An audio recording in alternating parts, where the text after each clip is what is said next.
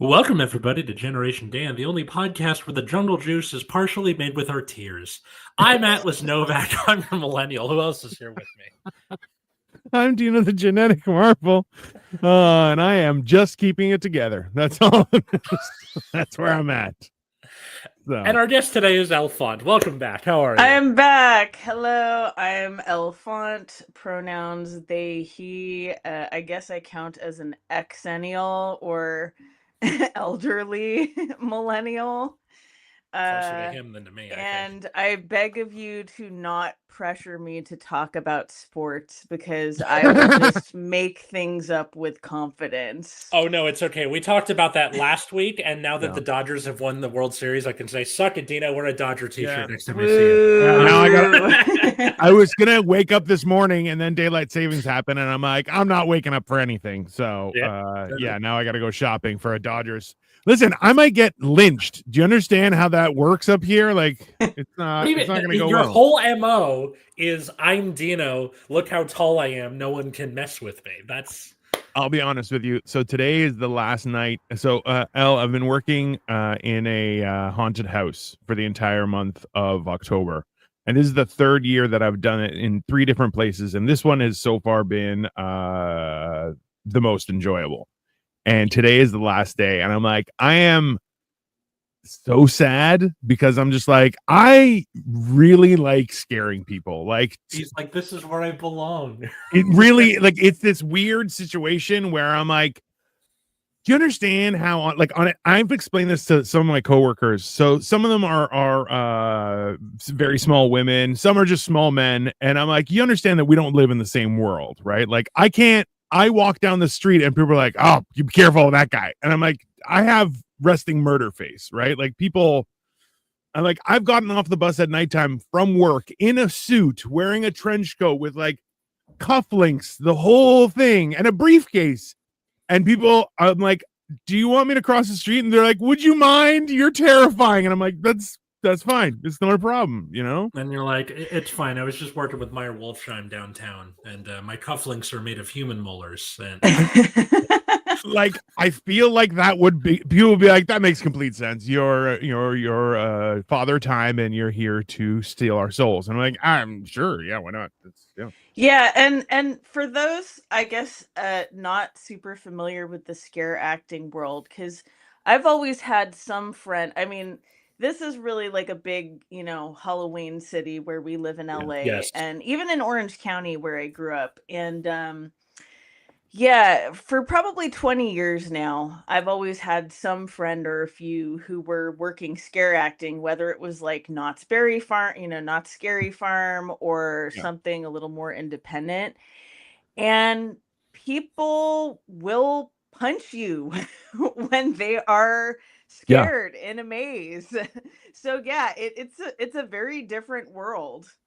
So hilariously, so I've heard of this for 3 years running. People are like, I got punched in the face, I got kicked, and I'm like, everyone's always been really nice to me. I'm not like, it's this weird. So I come out of the darkness, and there'll be guys like this, and they're like, nope, and I'm like, that's a good decision, and they're Yeah, like, it's I guess on some level you have like bouncer body privilege because like I have one of my really good friends is basically shaped like you, and his nickname is Joe Smash.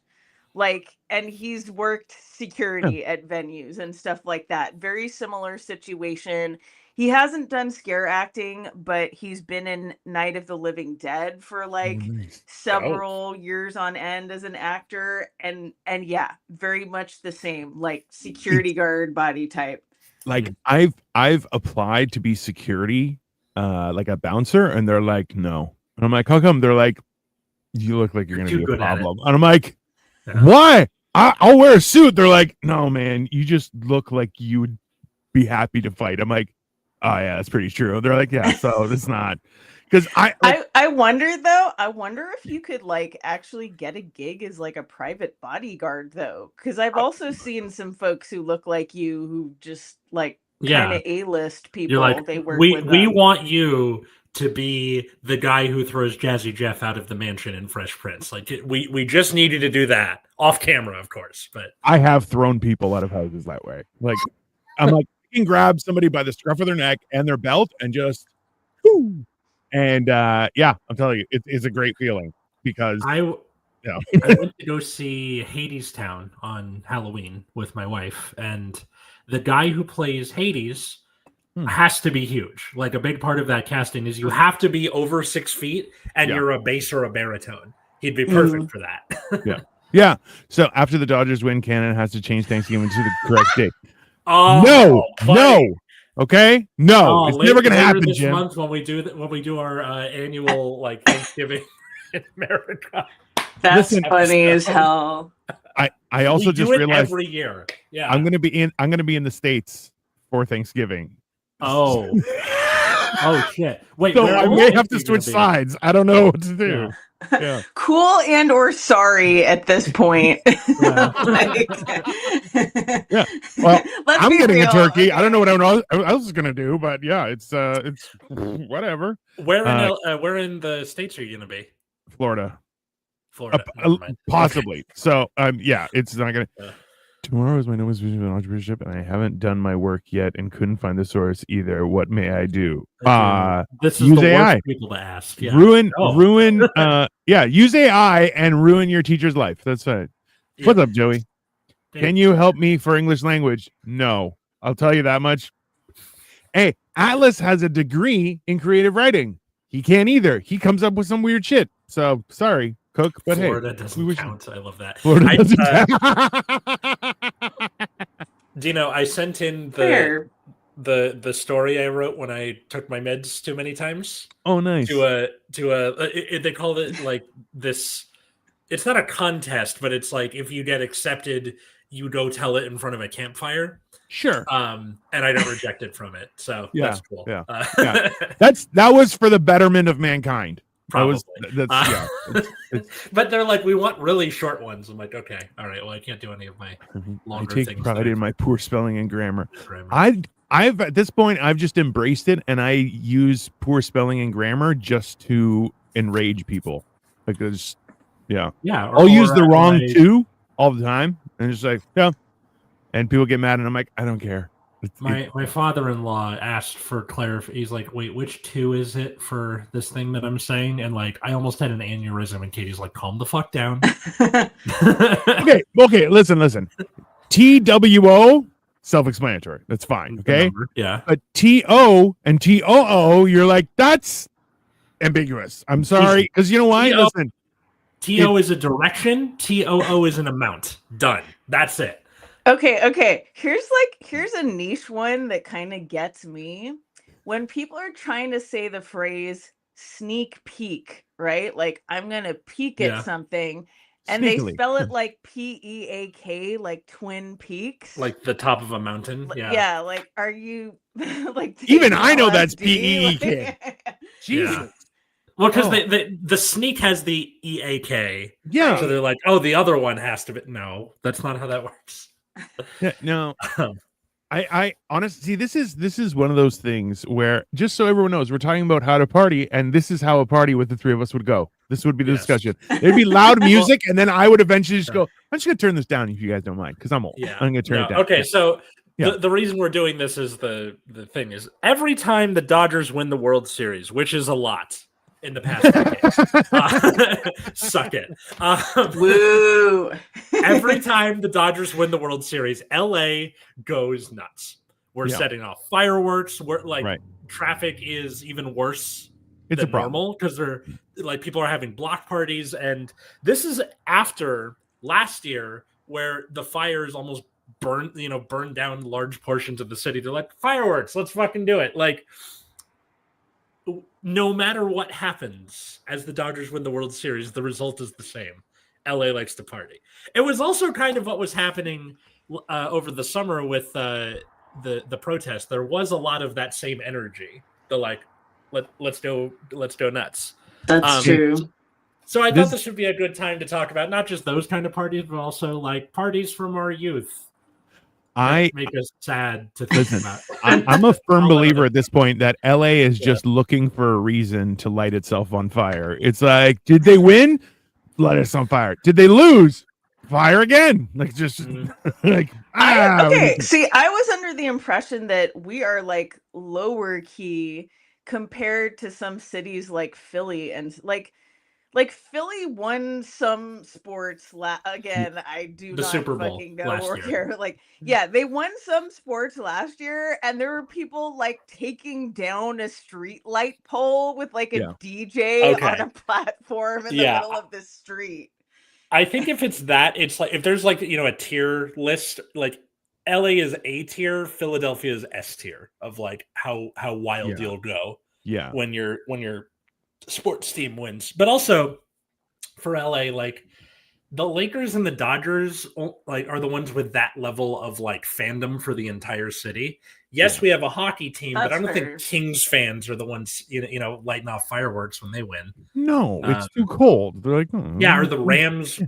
Like we don't really care that much about our football team to that extent. I don't think. I love the Dodgers mariachi band. That's fair. Yeah. Hi, Victoria. Sorry, go ahead. No. I was just gonna say, like, it's hilarious because the amount of Toronto was essentially you could have heard a pin drop in the 9th inning. Because it was all tied and we went into the 10th. Well, right? It was. Well, this is the thing is, it was tied, and then it was. I think there were 2 people on base, or it was bases loaded, and it's like, oh, something could happen, and then we're going to 10th inning, and I'm like, why would you do that? At that point, we were all like, all right, forget it. By the way, because I asked this on Blue Sky last night, is baseball just like Calvin ball, where you yell out a number and that's how many innings they decide to play? No, it's 9 innings, but if you're tied at the end of 9th inning, you just keep going until someone wins. So it's kind of like Calvin ball. And you know what? Trust me, those are like the starting of the questions when it comes to baseball, because there are a lot of fat baseball players and they are still athletes, and you're like, hey man, that's not, I don't understand what's happening. And they're like, I'm a professional athlete. You're like at snooker? Like, no, I play baseball. And you're like, how do you that doesn't make any sense. Like the most famous, baseball player of all time, Babe Ruth, fattest fucking guy on the planet. Yeah. Now, granted, this was almost 100 years ago and before integrated baseball, so take that with a grain of salt. There's a whole rabbit hole of guys that played baseball that would like stop a game to have a smoke, and then they're like, I also need to drink a 5th of whiskey before I start. And you're like, what is happening? And they're like, hold on, I needed some scotch. Yeah. And they're like, just chill out. And they're drinking. And you're like, what is going on here? Like, it is very much a like the epitome of recreational fun. I feel like it's because like football, someone's gonna get hurt. Yeah. Soccer, you have to run, otherwise people make fun of you. Like, it's not, there are some positions where you'll barely run at all. It's great. The home field advantage of the home team at bat last seems to be unfair sometimes. Kind of. Yeah. You know what? Why don't you go fuck yourself, Jim? How about that? You son of a bitch. Listen, hey, it was a good game. I was so this is gonna sound interesting. I was in a closet waiting for people to scare and had my phone out and like swiping for it to like reload. I'm like, fucking hit something, hit the fucking ball. Like, I was just so enraged. And then I would, because the way my position is I can see through like holes in the wall that people are coming, and I have a few animatronics before me so I can tell that they're coming. So I have time to put my phone away, put my glove back on, and I'm just like, oh, you're getting it, fucking. And then they walk by and I'm just like, ah! And they're like, ah! I love that you used that in your scare acting. That's 100%. Wonderful. There were a bunch of memes going around where it was like Dodger fans on Halloween, like, giving candy to trick or treaters. Like, someone opens the door, like fucking throws candy and closes the door again. It's like, no back to watch from TV. Yeah. I played football in college. Yeah, we were so my partner and I were like across town in a different part of LA, which if you do not live in LA, that's actually impressive because it's like driving to Mexico and it takes 40 minutes. But like we were across town for a really cool event. Maybe I'll get into it later. But like we went somewhere to grab something between lunch and dinner, and like, you know, the houses on the block were decorated, and one of them had like the skeleton was wearing a Dodgers shirt, and like they had and there was a little blue skull like on the table with the skeleton decorations. It was very like I like it. A focused Halloween display. I loved it. I mean, Halloween plus a little revenge. It's you're like, I get it. It's a little bit of I really am impressed by the amount of work people put into their Halloween decorations and stuff. And like that's like I don't like working on Halloween just because I like seeing what's going on. But then I'm like, but if I'm working during Halloween, it's an excuse for me not to have to meet people at my house and give them my candy. You know, fair. I think the best part of the Halloween party is both showing off your costume and seeing what people came with. Yeah, but I don't like dressing up, but I will do it for money, which makes me sound like a stripper. Thumbs up. Yeah, that's fair. 2025, everybody can be a stripper. It's great. Yeah. So like, because my wife and I weren't my sister throws this party every year for Halloween. And then this year, she's like, I'm too tired. I'm not doing it. I'm like, really? The year Halloween's on a Friday? Awesome. Cool. So that's why we ended up going to Hadestown, because that's like something to do on Halloween. But, you know, being that we're still teachers, I wanted to dress up still. So I threw on a dress shirt. I threw on the black dad sweater that I have in my rotation and some dress pants. And I was Aaron Burr from Hamilton. And it was like the easiest costume. Here's the problem. Hey, you need to go like 3 years with no Hamilton references, like just a cold turkey. Just for I will disintegrate and fall into the ocean. But the problem was that in the morning it's cold. It's like 50 degrees and foggy. But by noon, when we're doing like the costume contest and like the teachers or judges or whatever, it's fucking blazing. It's like, this is LA in fall, and I'm like just sweating to death in this thing. So I had for my period 3, we had a like Halloween party, which, you know, they made an announcement over the intercom that was like, we are still a school. We will be having instruction. And my instruction was, okay, a short story writing contest that the kids were working on all week and candy. That was it. That was the instruction. But by the time I got back, it was just like drenched in sweat. So I was like, give me like a minute before you kids come in. And I like swapped out into normal clothes because I was going to die otherwise. Oh yeah, that's fair. Yeah, we often have like heat waves through the week of Halloween here in LA. And sometimes it's cold. Define cold for LA weather. What's cold for LA weather? Just so you understand. So at one point I had to get moved to cover somebody else in this haunt, and I was in Celsius. In Celsius? 10 Celsius is like it's t-shirt weather. It's beautiful. You kidding me? For you guys, because you're Canada. That's We're Canada. No. Like it's a weird thing where like, so I was in a I want to say like a funeral home portion of the haunt kind of thing, where essentially I had bodies in a fridge that you could see that were like hanging on spikes, and then a body that had like parts missing on a table. A guy was chained to a wall, and I would come out and understand my outfit comes with a 8-inch cleaver, and I'm also wearing someone else's face strapped to mine. It's a lot. Okay. I come out and I'm like, the weird thing is because it has access to outside, like I'm under a tent, I would breathe out and everyone could see the air out of my mouth. And then they would breathe and they could, because it was just like this one room that was like freezing cold, like, because it's got a fridge, like it makes sense. Right. And I thought I was going to die that night. and because it was raining as well, and I was covered in water, and it's like I hear you say 10 degrees Celsius. I'm like, oh, that would have been perfect. Are you kidding me? I gotta. Oh, 10 degrees is great. You bastards. Yeah, no, I'm saying like I liked the weather in the morning, and then you guys don't deserve the World Series win just because you have nice weather. That's a fair. I mean, we deserve it because we had the National Guard and military. No. Like national troops like terrorizing, like half the city burned down in January. Yeah. That's every year. Every year, you guys can't pull the same card and be like, we had stuff. Yeah, well, you know what? Build it better. I don't know.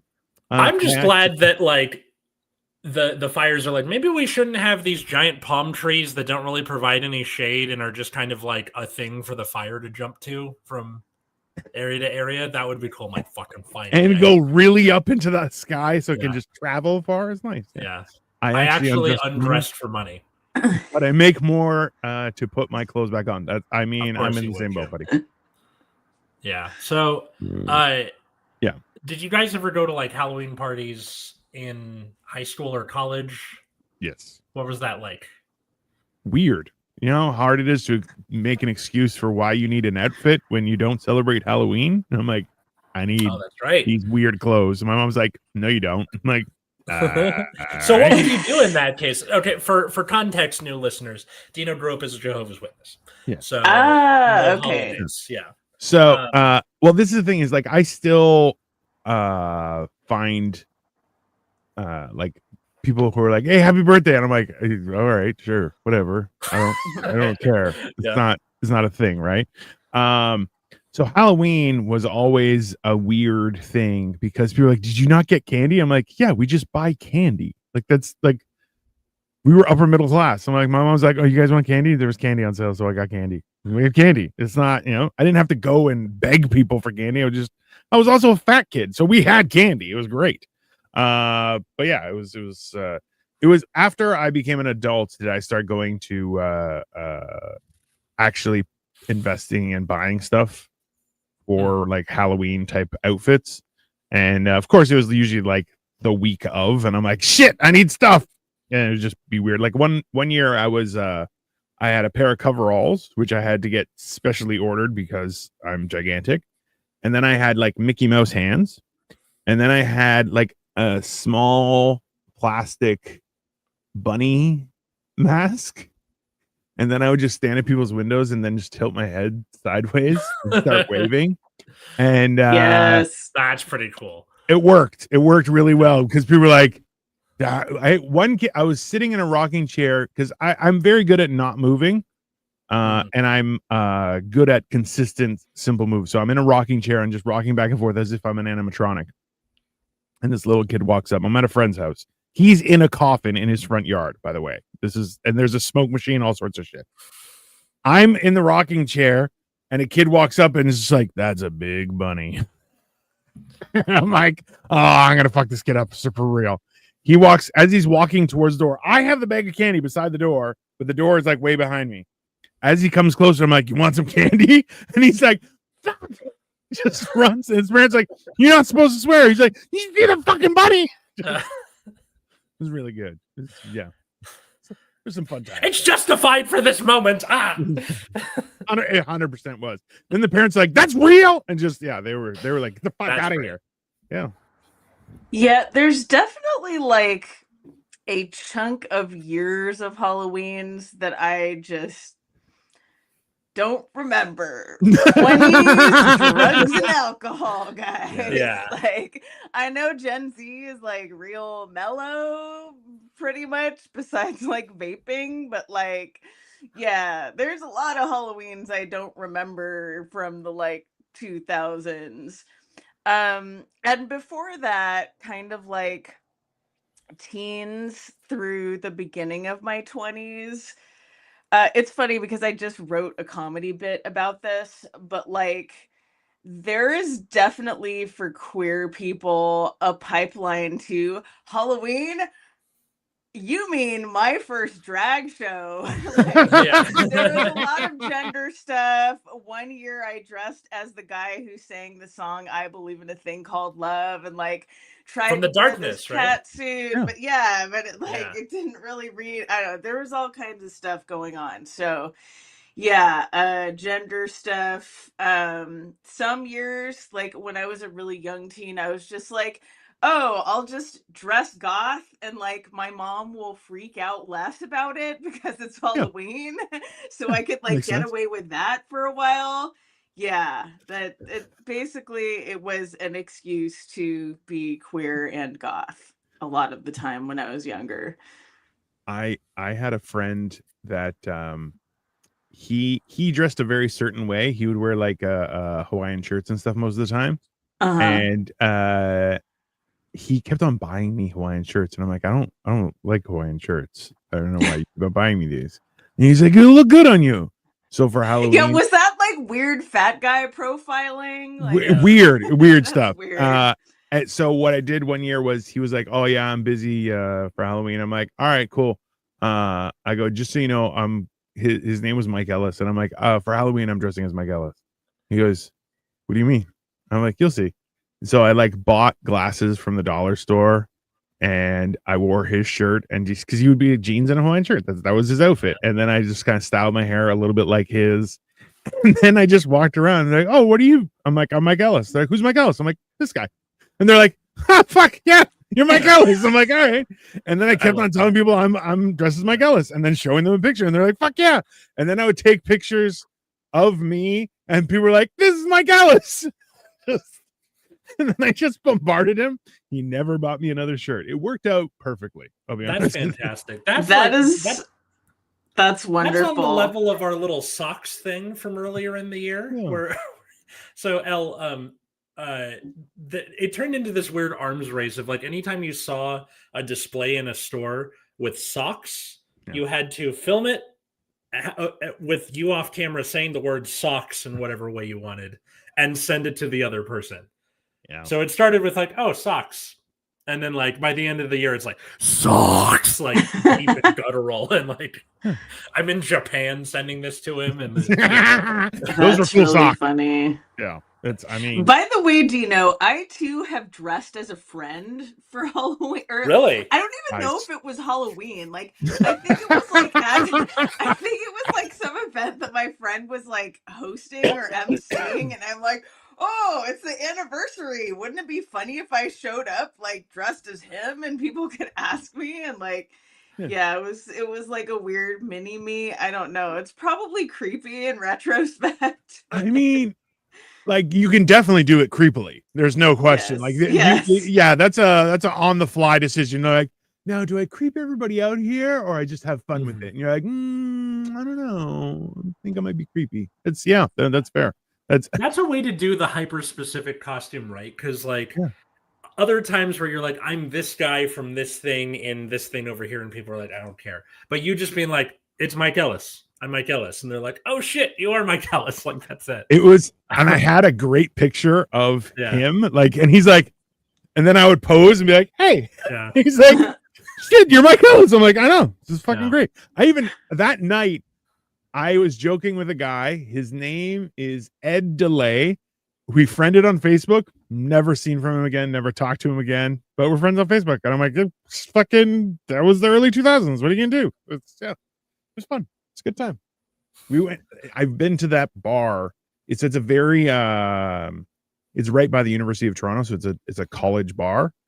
And they did the after party for last year's so there's a castle in Toronto that essentially the guy couldn't pay the taxes, so it reverted to the city. So now the city has it have a display thing, and it's kind of like a museum, and they do a Halloween haunt. So I worked there.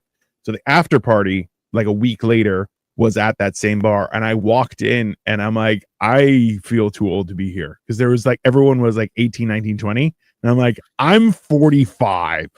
This seems weird. And then people were like, I feel like that's also iconic for being a scare actor though. Like it'll be that, and then there will be the person who is literally 45.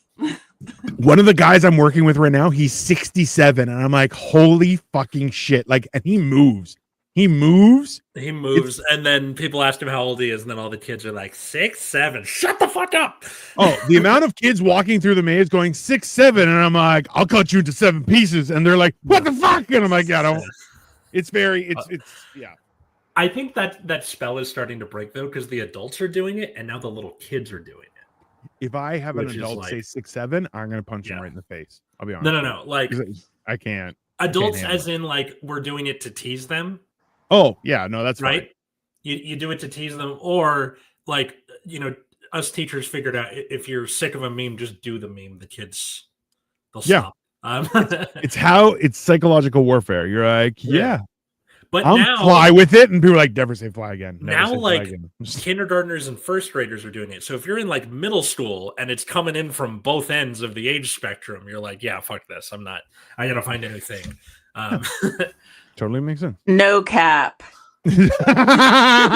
Oh, I am enraged by the trend of people just changing words and be like, well, you can't say that on the internet. You're like, I've been on the internet. You can say whatever the fuck you want. Like that is just, you're like, no, if you don't use that word, and you're like, we know it's like the same people who use another word, like a random made up word, instead of saying fuck or shit or cock or whatever. And you're like, we all know what you're saying, dude. I don't know. Are you trying to be blameless here? Because we know it's not, I think in the case of it, a lot of it is like, so the algorithm doesn't like eat your thing, like doesn't. Oh yeah, that's true. They will censor your stuff. Yeah, but the algorithm needs to fucking grow up. Okay, stop being a child.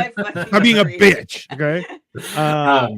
Yeah. Did you guys ever like looking at other types of parties? So like we've talked about a lot of Halloween because it's a couple days after Halloween at the time of recording this, but like holiday parties, like Christmas, or in Dino's case, nothing. Yeah, I like parties for nothing. Yeah, parties for nothing in the winter for a thing, for no thing. So this is the thing. I remember we had like the end of the year party for the bank I used to work at, and everyone was getting liquored up enough that like I almost got information out of a associate vice president. And I was like, yeah, you never told me about what happened with that. He's like, yeah, well, and then he stopped. He's like, you almost got me. I'm like, goddamn, fucking so close. And then we heard stories about the VPs, like big time VPs, like got shit faced at a table, and like wives were arguing, like it was a problem. And there's like everybody just best behavior. No, 2 drink minimum. Like that was the year that everyone switched, and I'm like, you're all a bunch of pieces of shit. I have so many weird thoughts about like specifically holiday parties. Like, okay, for a long time, I have never worked at a company big. Like, I always worked at pretty small places or whatever when I wasn't self-employed. So like, I never really worked at a company big enough for there to be like the big holiday parties where everybody gets like shit faced and is making out in a closet, and like, so I don't really understand. And I know this is a huge part of a lot of cultures, but like, I don't understand the getting shit faced with your coworkers. Yeah. The only exception to that I've had has been like retail jobs where we're all kind of experiencing collective trauma at the same time. You're like, let's commiserate together. Right. Yeah. Like you actually do kind of want to go out for a drink with your coworkers afterwards. But like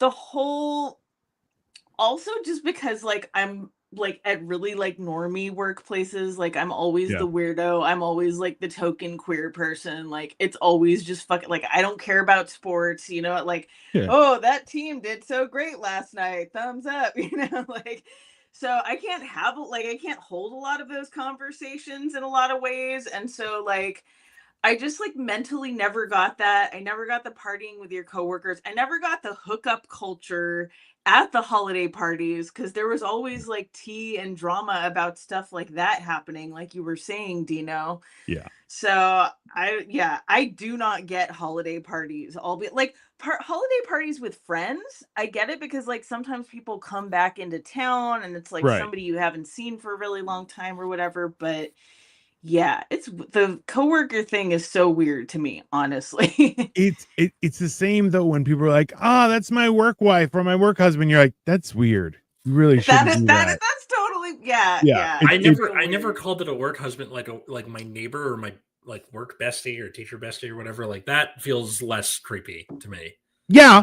But Sure. and that's the thing is having like I've explained this. I was like, this is the process, right? Like, so you meet somebody at work and you're like, maybe they're okay. All right. So maybe we'll have lunch and conversation goes well. And then, okay, from that, maybe we'll go out for lunch. That goes okay. And then you're like, hey, you want to grab a beer afterward? Just us? Okay.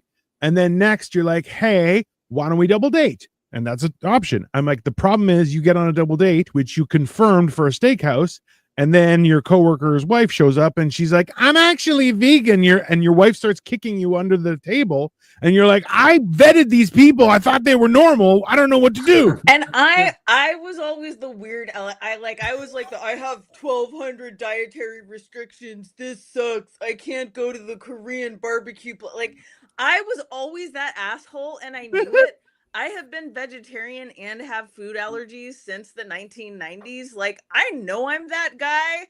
Yeah. So exactly, like I've just been on the other side of that, you know. Oh, but this is the thing is, if you tell me, be like, hey, I can't do anything. Okay, you choose the place and we'll figure it out. Because I'm like, I'll find food to eat.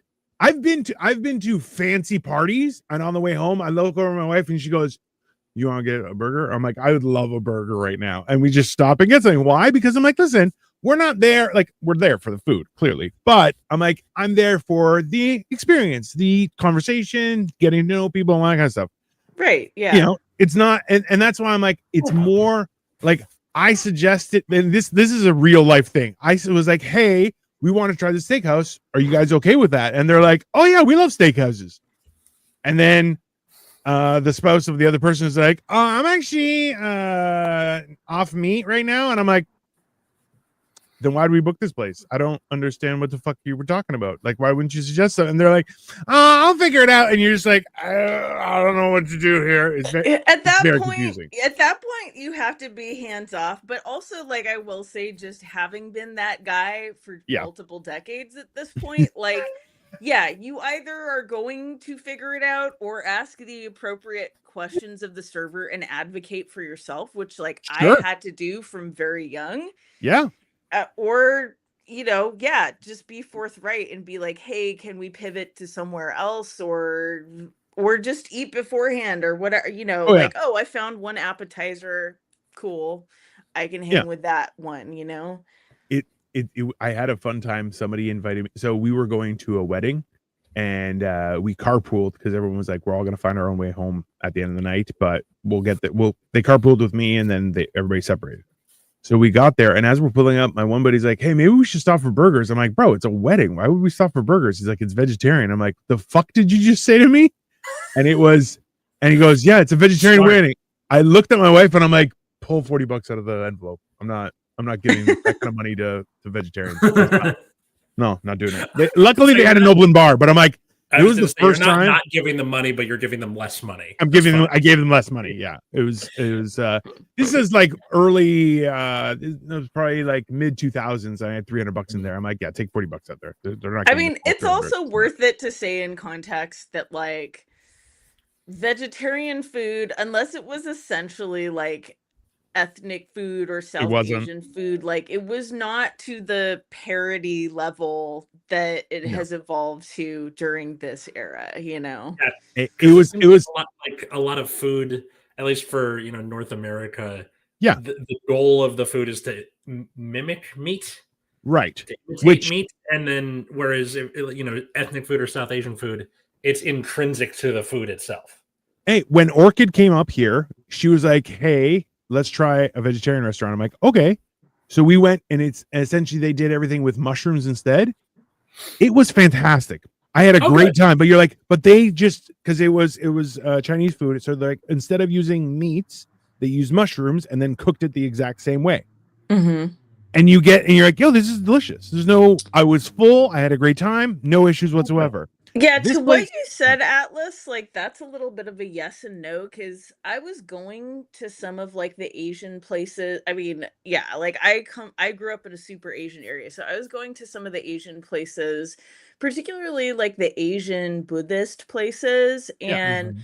the Chinese grocery stores. And so like those were some of the first places where you could get like some of the decent like fake, and like it would be textured like fake duck or fake chicken or whatever, because there were always like Buddhists, at least kind of in the communities. So that was some of the first places you could get some of that stuff. I didn't know about that until way later, but yeah.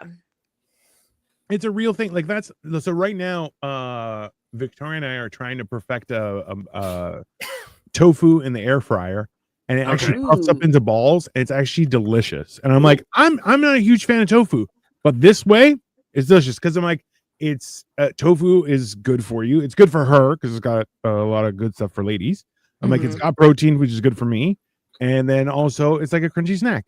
So it worked. It actually, I preferred it over like chips, and now we're trying to figure out like what kind of sauce we can put on them that will still be kind of healthy and good, because like they're crunchy, and it's funny because people are like, because you cut it into squares, throw it in the air fryer, because we season it and then cover it in cornstarch, put it in the air fryer, and the air fryer it turns into a circle, which I'm like, I don't know how that maths, but the squares turn into circles, and I'm very happy about it.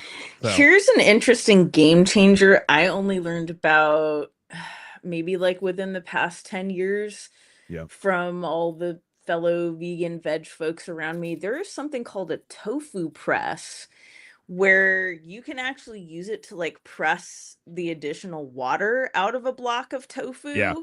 And that helps it retain like some density and thicker texture when you cook it. Oh yeah. So we have a Korean grocery store just down the street from us, and they make tofu daily, and like it's like significantly superior, but the same thing. So we cut it, leave it out, pat it dry, and just kind of. But so far, I'm like, it's very entertaining. I had a friend in college who was really into tofu, and she would like she didn't have a tofu press, but she would just like get a pan, like a baking pan, and put up like a bunch of books and heavy shit on top, and just like naturally make a tofu. Yeah, same idea. Yeah. There's a lot of different ways to manage it, but you find out that the more water you can get out of stuff. Even I found this out the other day was put your mushrooms in sunlight for 10 minutes before you cook them. They're like, apparently it absorbs vitamin D really fast, and it's a huge supplement to your body. Oh my gosh! Like, so just because a lot of times you'll clean it or skin it or whatever you do with your mushrooms, and even chop it up, because the more surface area, the more it'll absorb. Put it in the sun, direct sun, for about 10 minutes, and then cook it, and you're just crazy vitamin D. Hold on. Let's go through some of Jim's. We've gone way the fuck off topic. Yeah, we have. It got down to. Hey, want to talk about partying? Tofu. This is also exactly how the party would go. It's fine. We would like, have I can make this delicious tofu appetizers at that party. Okay, let's be real. It got down to 65 degrees Fahrenheit in Southern California back in the 40s, and they still talk about it. That's fair. We would give full-size candy bars, but make the trick-or-treaters walk through our avocado orchard. Okay, Jim, are you sure it was that and not Saw? Like, I would like to play a game. You get king-size candy bars. And it was a razor wire avocado orchard, just to be very clear. And yeah, fat people have to wear Hawaiian shirts. I'm surprised they don't have that law in Canada. I mean, listen, I'm not opposed to it, but now I identify as a socially acceptable amount of fat. So I'm trying to transition. That's what I was saying earlier. It was like, was that friend like fat guy profiling you? He was the funny thing. So this is the weird thing that I've been experiencing is because I grew up as a fat guy. I lost some weight at one point in my life, immediately gained it all back, and I've been a fat guy. And now I've been losing weight, and the amount of people that I know who they show me pictures from when they're young, and I'm like, oh, you were in great shape. And they're like, now I'm in the worst shape of my life. I'm like, that's funny, because I'm in the best shape of my life, and I'm having a great time. And I'm in a better shape in my 30s than I was in my 20s. You know, if knees are not part of the equation. Oh yeah. But like, my knees are cereal. They're just snap, crackle, pop. That's what they do. Sunday night at the Dime on Fairfax is the best party. I was on the show at the Dime, and then Jim was there for some reason. I was like, "You came all the way the hell down from Santa Barbara," and he's like, "Yeah."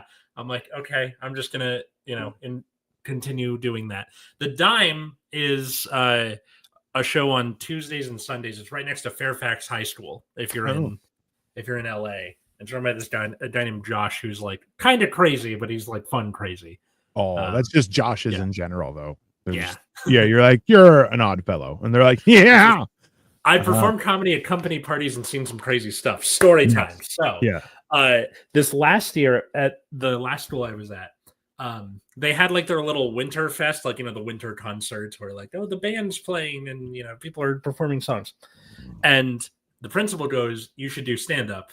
And I was like, "I really don't want to." And he's like, "We don't have enough people in spots. Can you please?" I'm like, okay. So I went to go, get my set ready, and I'm sitting there going like, "This is clean. I can do this." Like, that's gotta be like Christian, like church clean. Yes, there is a difference between clean and school appropriate, and I learned that lesson as I proceeded to bomb in front of the entire faculty, students, and parents.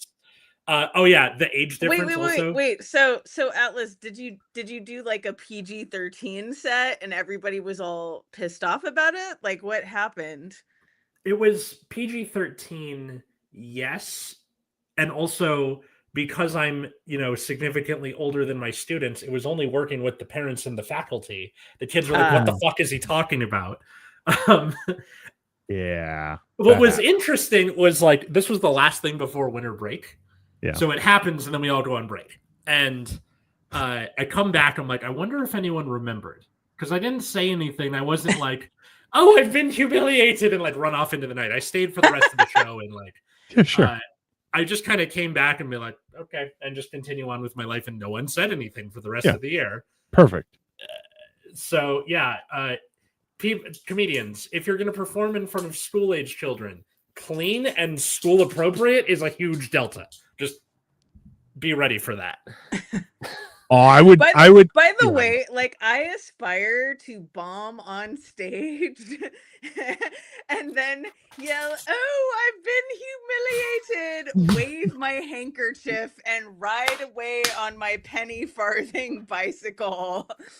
Like, I wish that's how we could deal with every time we did terribly as awesome comedians on stage. I feel like we should bring it back. Like, I feel like that would be, we could be. We should bring in that and the giant hook that pulls you off stage. Like those two things. Holy shit! Yes. Yeah. Those two things. Is priority number one. There's going to be a guy on stage where he's like, "I'm going to talk about feminazis," and the fucking hook appears, and he's like, "Wait, no," and then gets pulled off. Yeah, no. Are absolutely. we on the dating apps, guys? Hey, as soon as somebody says, "Hey, so where are you guys from?" Just pull them off. You're not famous. Like when they start doing crowd work, you pull them off. Yeah. Crowd work is not for an open mic. Just absolutely the fuck not. 100% with you on that. Yeah. It is. If it is a paid show, definitely get the crowd involved. Of course, you know what? They love that shit. It's an open mic. We're all here just trying to work through shit. Don't fucking talk to anybody. They're mostly comedians. Shut your goddamn mouth. It's very, Josh is the best crowd work comedian there is. It's a fucking lie. The best part is like he's talking about a specific Josh, but I know he is. That could be any Josh. Yeah. Like any Josh. And I'm not going to let Joshes think it's them, okay? You need to be specific, Jim, or else they're not getting any praise from me. Atlas dog ran away when we mentioned Korean. That's true. Wildly inappropriate, Jim. Oh dear. No, that's really funny. So like parties for what's like a party that has had the flimsiest pretext? They're like, why are we celebrating this?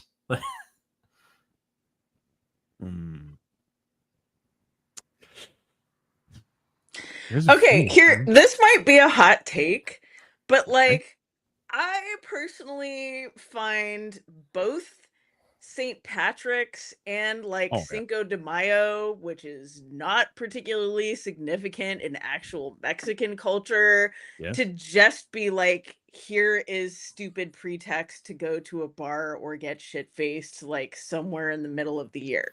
Yes. Yeah.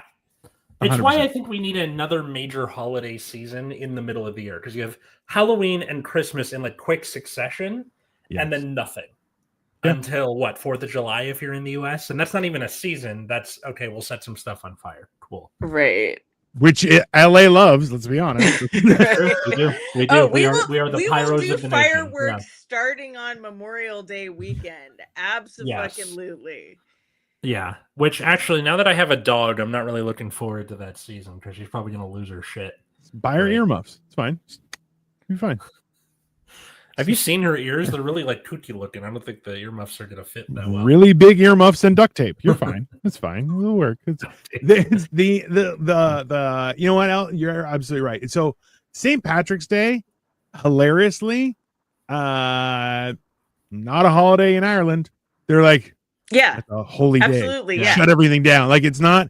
It's knit her a mini hat. It's a good point. Is it like the holiday for, you know, descendants of those Irish people who came over, and like that's, or what? It's just a nothing. Like, I believe we needed to have a holiday in March so we could like green. Like, what's the? Okay, it's okay. Yeah. Let me just make sure I'm not getting it wrong. By the way, did you hear that they found snakes in Ireland again? No, they couldn't have. The snake thing in St. Patrick was a large sack of bullshit. It was Doesn't matter. It also was not about pagans, because there were still a ton of folk practitioners there.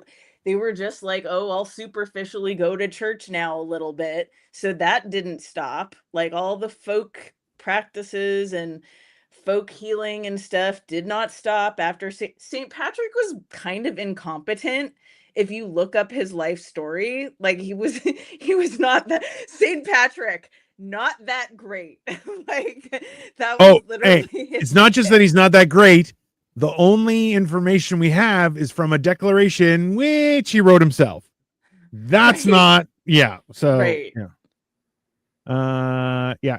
according to tradition, not history, nothing else. Tradition. Patrick returned to Ireland to convert the pagan Irish to Christianity. The declaration, what he wrote himself, says that he spent many years evangelizing in the northern half of Ireland and converted thousands. Tradition holds that he died on March 17th and was buried in Downpatrick. Over the following centuries, many legends grew up around Patrick, and he became Ireland's foremost saint. I listen. Have you guys? Do you remember? I think it was in. I think it was Family Guy, where they're like Ireland before booze, and it's like a futuristic society, and then they get booze, and they're like, "Smash!" And you're so like, there's like this weird thing where, like, even wildly, because people go nuts on St. Paddy's Day. So if you have like, where my lodge would go for drinks after lodge was a place called the Brogue. I believe it's now closed. Yeah, and it was an Irish bar owned by an Irish family, and we knew all their kids, and they would bring in their little kids. Like, it was a great thing. On St. Paddy's Day, there wasn't only a lineup down the street to get in there, but it was mental in there. And we would show up like just randomly and be like, shit, it's St. Patrick's Day, and we would have to leave because there would be like 10 of us, and we're all men, and we're all like, you know, grumpy older men. And it just absolutely was like, nope, we gotta go somewhere else. And they're like, no, stay. And you're like, no, this is a bad idea. Just because then the booze starts flowing, and we would do Irish car bombs a lot. And and that definitely seems to be like more of an East Coast North America thing too, because like in LA, a lot of people drive everywhere. Like, we didn't have ride shares here for a long time, so it was way less big of a thing here. Yeah. Well, and that's the funny thing. In LA, I think Cinco de Mayo is the one with the more like fervor and celebration, but that's because probably tacos are that good, or it's just like sweet tacos, like, you know. Yeah. But also too, like like one of the funniest jokes I've ever heard is on St. Patrick's Day, Chicago dyes the river green.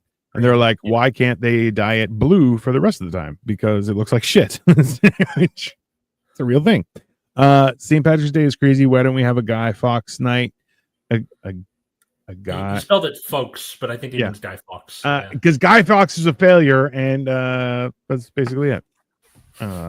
It is where we get the word guys as like a plural crazy people of people. Also gender neutral. Yeah, it is gender neutral. Yeah. Same with Cinco Yeah. de Mayo. That makes me wonder. It's like initially was the meaning of guy like, oh, this fucking guy? Like 100% implication. It wasn't just this fucking guy, it was these fucking guys, and it was a whole group of them, and they're like fucking guys. Yeah. Right. These fucking guys that are gonna blow up Parliament. Same with Cinco de Mayo. I think we just have that because it's to humiliate the French. I mean, like, I'm always down to humiliate the French, though. Let's be honest. In your case, yes, because you hate Quebec, but also, like, I hate France. The U.S. like had a close relationship with France up until World War II, I think. And look where it got you. All right, independence.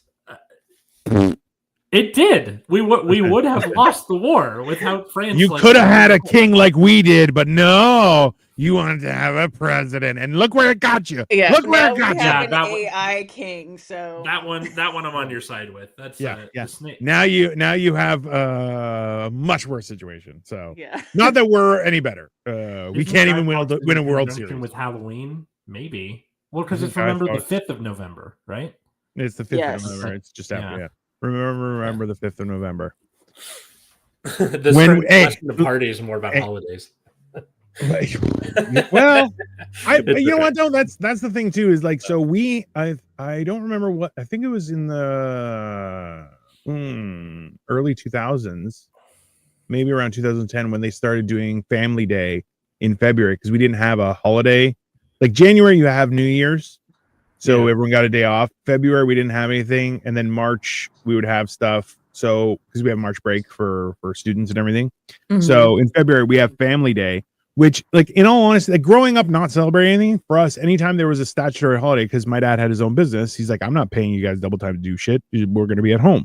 And then it was a perfect excuse where everyone was free. We would have a family get together and we would eat and enjoy ourselves. And it was a good opportunity, right? So, like, that's, and even now, like, Victoria, my wife will be like, hey, what do you want to do on the holiday? And I'm like, listen, that is the government saying you need a day off, and the government is the worst. Okay, let's be honest. And if they say you need a day off, we definitely need a day off. So let's do nothing and just relax and just calm down. So, but yeah, that's fair. I guess I like that idea more than like President's Day. Like President's Day is such a weird concept. Like, woo, there were some presidents. One of them was a slave owner. Thumbs up. Like more than one. Like, well, to be honest, because Washington and Lincoln had birthdays in February, so like just fucking put them together. You know, the idea. Listen, you understand that we don't have like a King's Day, right? Like you guys have more celebrations for your presidents than we do for the monarchy. Kind of fucking weird. I was not aware of that. But... Yeah. That's you guys. This is the funny thing is like. When you look at the differences, you have Queen Victoria's birthday is a holiday, don't you? Yeah, that's for one individual person. That's like St. Patrick's Day. It's the same thing. Okay, it's not all queens or all kings. Trust me, half of them we have, we're like, go fuck yourself. I have to ask though, like on Queen Victoria's birthday, do they have like the little novelty like veils that she used to wear? So like the stupid Saint. Okay, sorry. No, that's the thing is because Victoria Day is usually later on in May, and it's usually around the 24th. So people refer to it as May 2-4 because it's usually a 4-day weekend, and you will drink at least a 2-4 of beer. So it's May 2-4, and it's just it's that's what people do. So it's like and hilariously, it's also coincides. My wife was named after Queen Victoria because she was born in the UK, and like her name day is right around there. My name day is around there. So I'm like, yeah, we just have a good time. It has nothing. We don't give a shit about the monarchy at all, just because we're like, there's a king somewhere. I don't give a shit. I have my own problems. I'm trying to fucking. It's the same thing with President's Day. People don't like okay, yay for the presidents. No one's like, pour one out for James Buchanan. Like, it's not a thing. I'm gonna find somebody who is like, I pour one out for James Buchanan. Okay, he's one of the worst presidents. He's like the last guy in. And how much you want to bet? There's an entire like cult who's like James Buchanan was actually the greatest. It's history that's changed things, right? Like it's which is a very American thing. Probably gay. Like there's a, he was the only single president, and like there was a guy who. Oh, is he one of the ones who's he had a best friend that he lived with, and you're like, yep, that's it. And then he was also like, I'm not going to pay attention to what's going on in the South. Okay, bye. Just in time for the Civil War to start. So, anywho, President's Day is more important when you're a kid because you're like, yay, 3-day weekend. Or, there's not like I'm going to put on a stovepipe hat because it's President's Day. Like, there's not. I mean, really when we were kids, they wanted to make you like make the stupid outfits and give a presentation and stuff like that. Yeah. I always thought that was weird. They give you a president and then you have to do research. I got Grover Cleveland, which was like, dude, fuck Grover Cleveland. Jim says, I play the Jew card every Jewish holiday to get the day off. Listen, but this is the thing is, hey, we don't have those kind of things for the monarchy, and you guys have, like, they're in school, they're like, you have to learn about every president. You're like, why? Fuck them. It's not. It's quite funny that you guys are like, we don't have a monarchy, but we are enslaved to the presidency. It is a very funny thing. You gotta understand. Yeah, I remember when I was probably towards the end of high school, I went on I took my first trip to the UK, like with a school group. Nice. And I went on this kick of like reading all about the British monarchy because I would say probably up through Queen Victoria, just because like their lives were so fascinatingly weird, and the marrying like all the other European monarchs thing, and like they were like all diseased and stuff. Like I found them fascinating. I thought that was like just the weirdest like foreign thing to me. Well, like one of the things is like the Habsburgs, and they're like how they inbred and everything. And then there's who is it? The Try Guys has a guy who's a Habsburg, and if you look at his picture, you're like, he looks exactly like the Habsburgs with the weirdo chin and everything. You're like, Jesus. And you're like, that you should get tested for stuff. I don't know what the fuck you have, bro. Like he's like, I'm 6'8". You're like, you are a freak of nature with your weirdo face. Like there's a lot of crazy history, and then you're like, all these people, like, so we were talking at work, and they're like, it's the patriarchy. I'm like, no, patriarchy, matriarchy, aristocracy, monarchy, anarchy, all archies. They're all shit. Just stay away from all of them. Okay. They're all problematic. You don't need any of them. That's anarchy. No, it's not. It's nothing. No. Okay. Hang on. Anarchism. I would just like to interject that it will be important to say the title of this episode as "What Makes a Great Party?" accent. That was a great segue. Yes. To what make great party? At least Novak give you the information. You need help win back girl? Come join party. We have girls at the party. It's great. It's very social. No. President's Day is when president comes out of the White House, and if he sees a shadow, he can do whatever he wants. No more presidents thinking they can do whatever they want. Everyone gets to do whatever they want. Stage. Hell with that. Yes. Yeah. They need a giant for the president. Just hey, you talk too much. Come on, just get him off there. Yeah. Yeah. No, it's fair. The dime tonight they're having shots James for James Buchanan. I'm teaching The Great Gatsby to my kids, and one of the characters has the last name Buchanan, spelled the same way, and they thought it was cannon, like pew pew, like BYOO cannon was how they thought it was spelled. I didn't know you teach special needs. Good for you, Atlas. No, it's just one of those things where, like, it's in the book. You can. Wait, okay. I also have to interject here. I just realized like a couple nights ago that the name F. Scott Fitzgerald would be an amazing drag performer name. Totally. Yeah. And he's like, on some days I'm Zelda. And which is also a great drag name. I forget where it was where somebody's like, "Oh, F. Scott Fitzgerald." They're like, "Why? What did Scott Fitzgerald do to you?" And they're like, "No, his name is F. Scott Fitzgerald." I'm like, "Why is his name F. Scott Fitzgerald? That doesn't make. What the fuck did this guy do to you? You know, like it's that sounds like a Mad TV sketch, to be honest. Very just do the who's on first thing with we were getting ready and someone brought up lowered expectations from Mad TV, and you're like, oh, that's someone was like, I want this, and the guy's like, you should lower those expectations, like Mad TV, just bring them down a little bit. You know, it's a bad idea.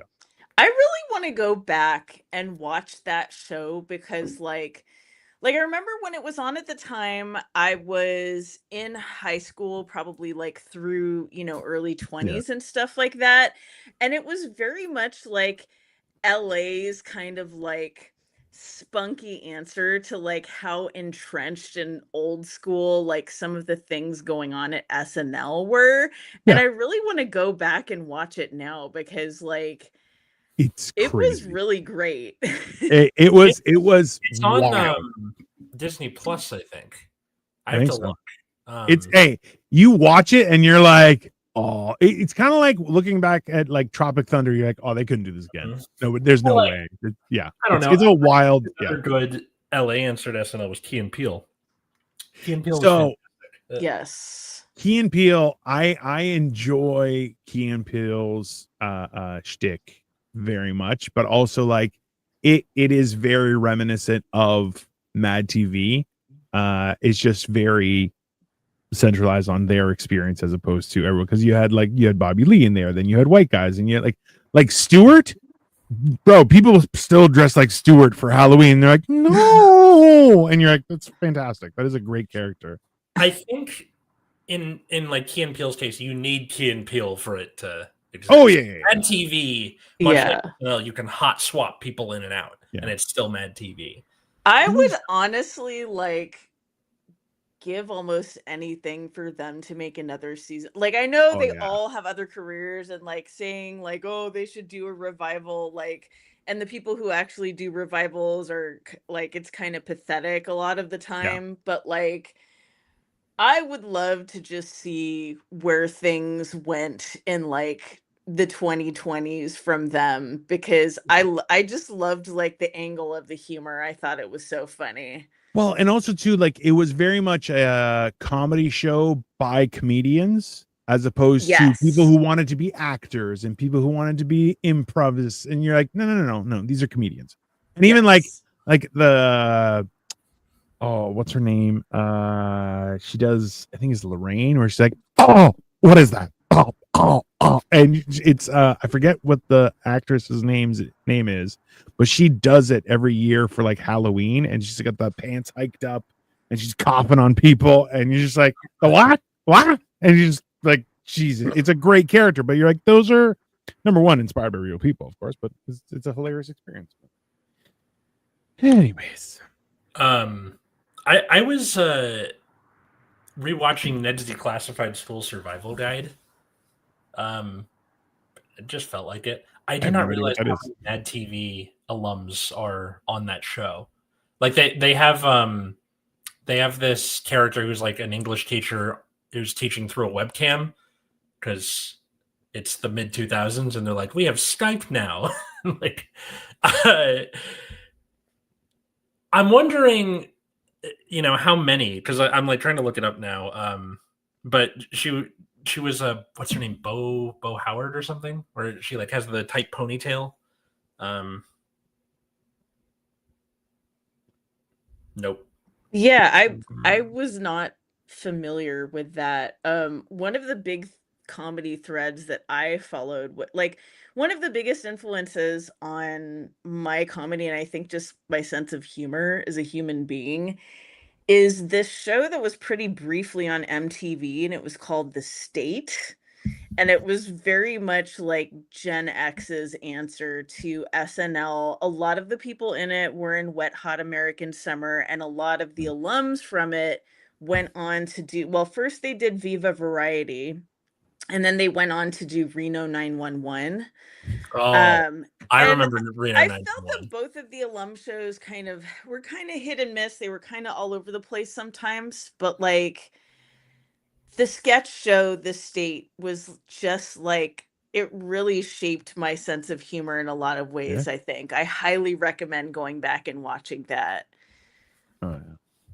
I you know what, that's the funny thing is when you look back, you're like, what the kind of things that shaped your humor and what you find entertaining are very specific, and you're like, because you can go back to them and you're like, this is gold, and some people look at you and you're like, you're a fucking weirdo, and you're like, yeah, that's 100% accurate. Like, I'm still a fan of Super Troopers, and I'll watch it and I'm just like, this is art, this is 100% art, and people are like, you have a problem. Like, yeah, that's absolutely true. I have no problem with that. But yeah. Well, Faunt, thank you so much for coming on Generation Dan. Thank you so much for having me again. Where we didn't even have to talk about a sports that much. We wouldn't have said anything if you had not said anything. It was all my fault. You need to get a shirt that says "Yay Sports" and just wear it, and just have a generic logo on it of like, right. It could be any sport. Or it's made up of different like logos or something, right. or like the S is like the SD in San Diego Padres or something. It would work. Where can people find and follow you and all that good stuff? So I am mainly on Instagram at @LLFaunt, and I am also on Blue Sky. I always have to look up my handle because I'm like, do I have one L or do I have two L's on there? I'm on Blue Sky at llfaunt.bsky.social. I think that's everybody. I think the .bsky.social is like assumed for everybody. You have to type in the HTTP colon / / See, that's why I'm the elderly millennial exennial. You can find us at Generation Dan wherever social medias are found. Follow me at Atlas Novak in all those same places like TikTok or Instagram, or you can check out my other show, Nexus at Night, which is about the trading card game Card Fight Vanguard, which if you don't like it, fuck you, I guess. That's on Fridays at 7 p.m. Pacific. How about you, Dino? I'm finally getting, so after today I will actually be able to get back to regularly scheduled programming and start doing all my podcasts again, because essentially Halloween has taken over my life, which I happily, it was kind of like when you get possessed by something, you're like, oh, I could work with this. This is a good thing. This is, so it's gonna be good.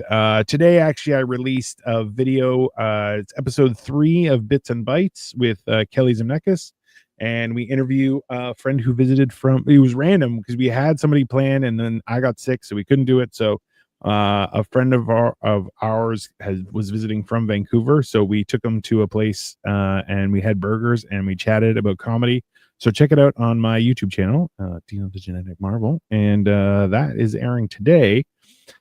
And aside from that, there's going to be a whole bunch of stuff happening. We've switched our thing on Monday nights. We're going to start doing movie nights, and we're going to live watch and react to really weird movies because, why not?